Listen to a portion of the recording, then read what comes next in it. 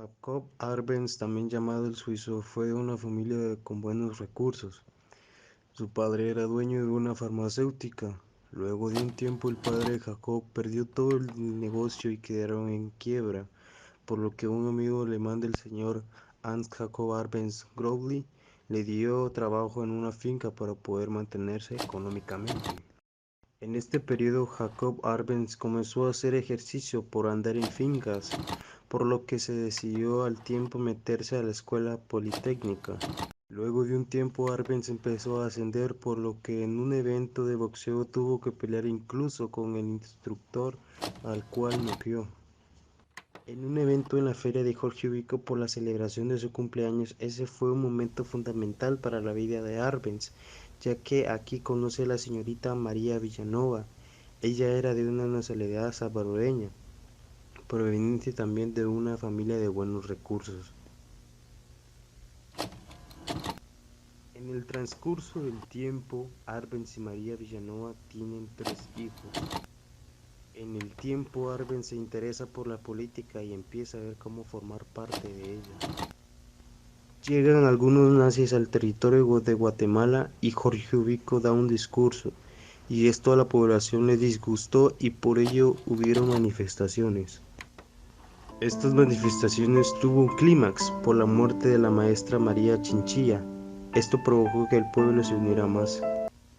Por todos estos movimientos provocó que Jorge Ubico renunciara a su mandato, a lo que dejó a cargo al triunvirato. El triunvirato más importante en ese entonces era Ponce Baides. Aquí se juntan los jóvenes revolucionarios, Arbenz, el coronel Arana y el civil Jorge Toredo.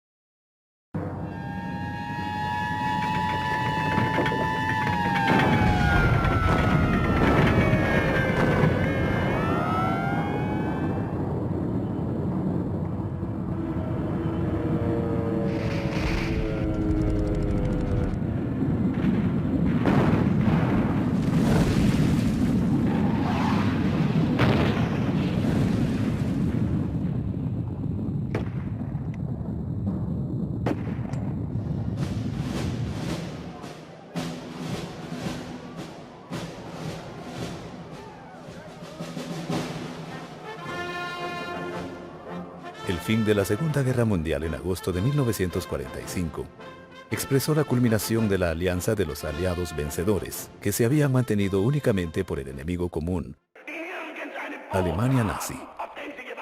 Se reavivan las tensiones previas a la guerra entre las partes y privó la hostilidad entre dos sistemas, cuya volátil relación fue endureciéndose hasta el punto de hostilidad no armada entre los países capitalistas, representada por los Estados Unidos y demás países de Europa Occidental, y el bloque socialista de la Unión Soviética, China y demás países del este. Desde antes de la Segunda Guerra Mundial, ya había fuertes tensiones entre la Unión Soviética y los países colonialistas de Occidente, Inglaterra, Francia y Alemania, a los cuales se les sumaba la potencia emergente de los Estados Unidos, a punto de extender su dominio, más allá de su despectivamente llamado patio trasero, Centroamérica, el Caribe, México y por extensión, toda la dócil América Latina. Todo lo que afectaba a uno de los bandos era achacado al otro, y se libró una larga guerra, la Guerra Fría. ¿Por qué fue tildado de comunista el gobierno de Jacob Arbenz? Podemos decirlo desde el momento que afectó a las compañías estadounidenses, IRCA, UFCO y la empresa de electricidad en la reforma agraria.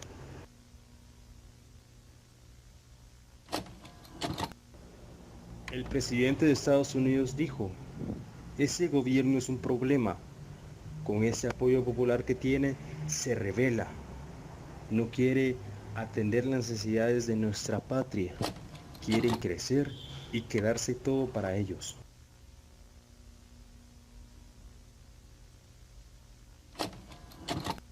Los hermanos Dulles, John Foster, secretario de Estado, y su hermano Alan Dulles, director de la CIA, trabajaron en una firma de abogados. Eran abogados extraordinarios. Presionaban a países débiles para ceder los privilegios de las grandes empresas estadounidenses. Entre los clientes de los hermanos encontramos a las compañías UFCO, IRCA y la compañía eléctrica. Juraron defender los intereses, pero luego de estas compañías se dieron cuenta que el gobierno de Arbenz trataba de restringir las actividades.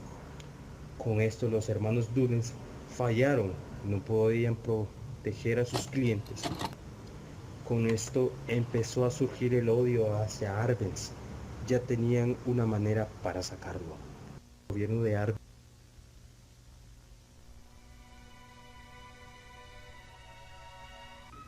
Un periodista fue el encargado de mostrar en Estados Unidos que el gobierno de Arbenz era comunista.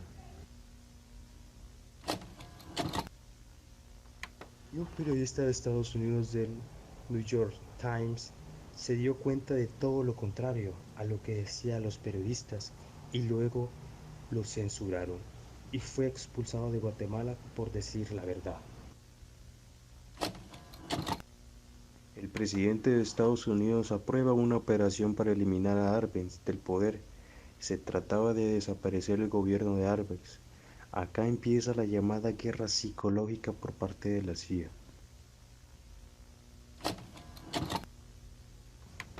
John E. Perifoy llega con la misión de intervenir en la política guatemalteca. Era un anticomunista, tenía comportamiento soberbio y tuvo una reunión con Arbenz. Después de la reunión, mandó una carta a Washington diciendo que Arbenz es más que un comunista, diciendo que tenían poco tiempo para deshacerse de él. John E. Perifoy llega con la misión de intervenir en la política guatemalteca. Era un anticomunista, tenía comportamiento soberbio. Tuvo una reunión con Arbenz y después de la misma reunión mandó una carta a Washington diciendo que Arbenz es más o menos comunista, diciendo que tienen poco tiempo para votarlo.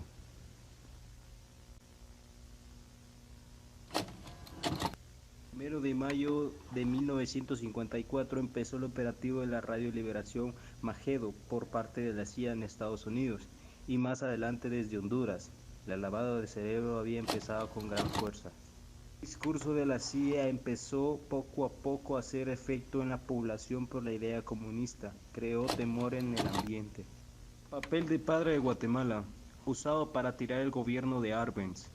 La CIA lo usó porque él podía ser utilizado como aguja hipodérmica de manera espiritual guatemalteca. No había mejor fuente de información que el monseñor y creabilidad. La CIA nunca tuvo contacto directo con él, pero un representante de la CIA tuvo contacto con el monseñor de Estados Unidos, Spellman, y él sí tenía lazos con Guatemala. A través de eso hicieron un lazo con una carta que le envió el padre de Estados Unidos al padre de Guatemala. Ese mensaje fue leído por todas las iglesias de Guatemala, señalando como enemigo del pueblo a Arbenz. Primera vez que escucha que Arbenz no es amigo del pueblo.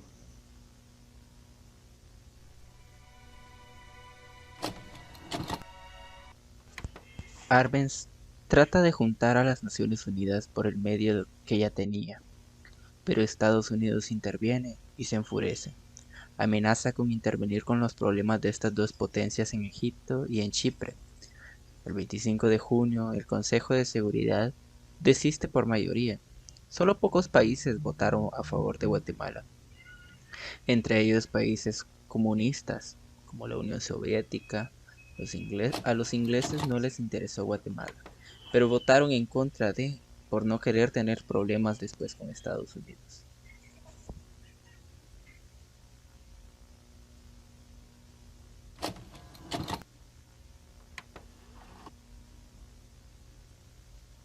Arbenz, sabiendo que la suerte no estaba de su lado, convocó a su gabinete de líderes y partidarios para informarles que los militares se negaban a combatir y asimismo habían secuestrado todas las armas. La única opción era armar al pueblo, y aunque todos compartían opiniones distintas, no se presentaron contingentes.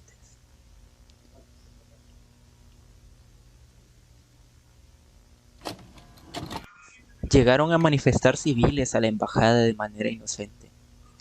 Esto solo hizo enfurecer más al embajador estadounidense, y acá él mismo dijo que había que dar un ultimátum, que las cosas no podían seguir así.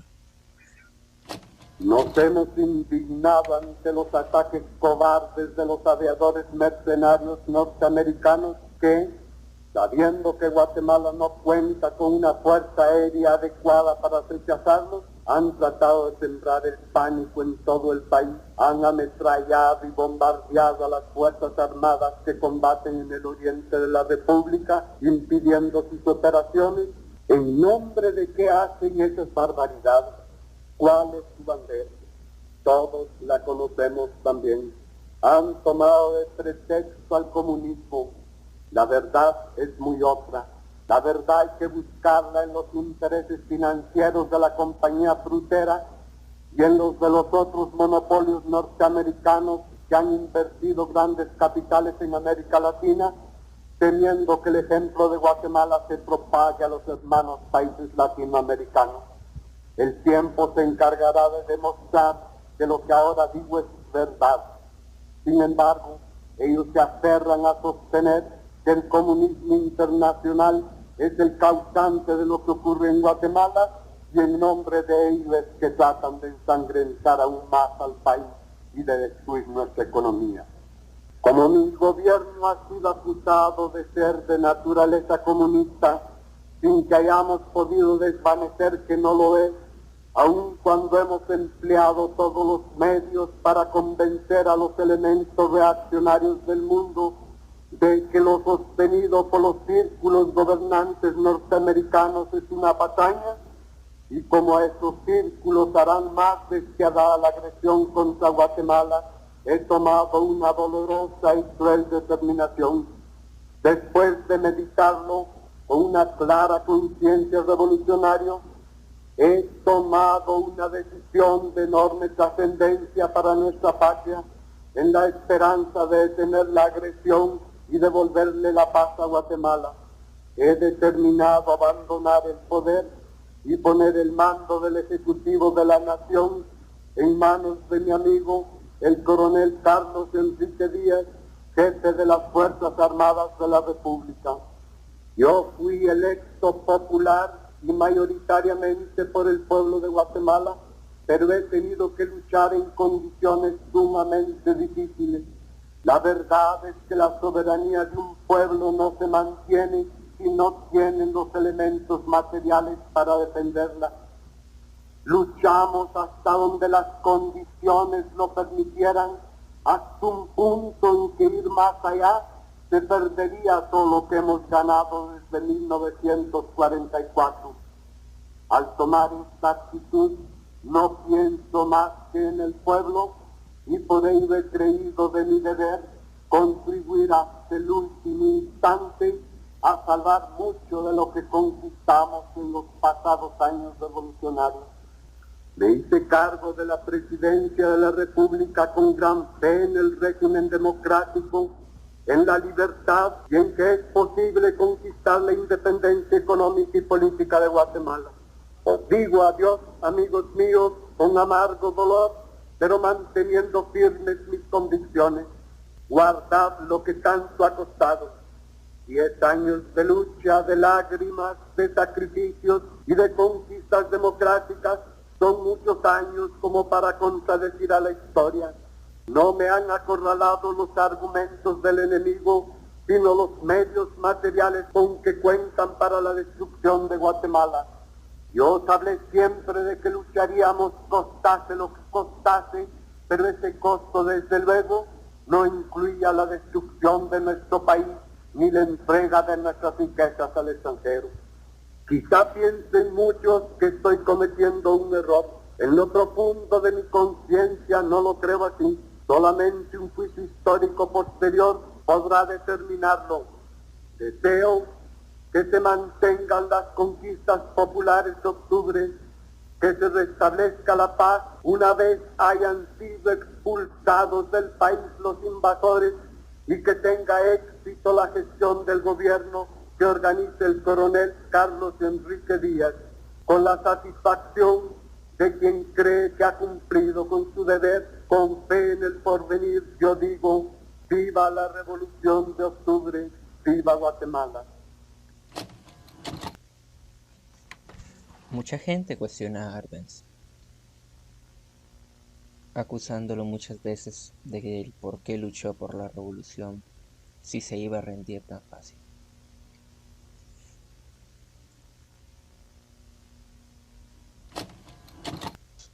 Incluso María Villanova le dice que es joven y que aún puede luchar por el país, pero Arbenz, a sabiendas de que no tenía ni gente ni armas, después de la traición de los militares, queda encerrado en un episodio traumático. Asimismo, Arbenz es expulsado del país, siendo exiliado y buscando refugio en países como Argentina, Chile, Uruguay, Costa Rica, entre otros. Luego de que Estados Unidos saque a Díaz del poder de representante de Guatemala, deciden poner a Carlos Castillo Armas al poder, quien prometió ser fiel a Estados Unidos. El conocido Pacto de Caballeros firmado en El Salvador se compromete a atrapar a todos los comunistas, a Arbenz incluido. Deroga la Constitución y da marcha atrás con la ley de la reforma agraria, devolviendo bastante poder a empresas estadounidenses.